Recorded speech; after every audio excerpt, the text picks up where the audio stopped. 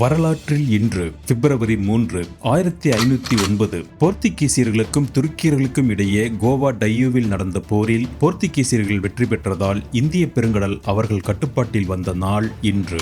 1916 பனாரஸில் இந்து பல்கலைக்கழகம் தொடங்கப்பட்ட நாள் இன்று. 1954 பிரயாகியில் நடைபெற்ற கும்பமேளாவின் போது ஏற்பட்ட கூட்ட நெரிசலில் சிக்கி 500க்கும் மேற்பட்டோர் உயிரிழந்த நாள் இன்று. 1969 உலகின் மிக பிரபலமான வலி நிவாரணியான ப்ரூஃபன் விற்பனைக்கு வந்த நாள் இன்று.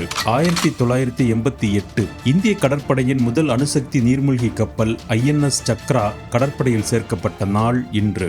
2008 ரவீந்திரநாத் தாகூரின் நோபல் பரிசு திருடப்பட்டதற்கான அடையாளங்கள் வங்கதேசத்தில் இருப்பதாக குறிப்பிடப்பட்ட நாள் இன்று.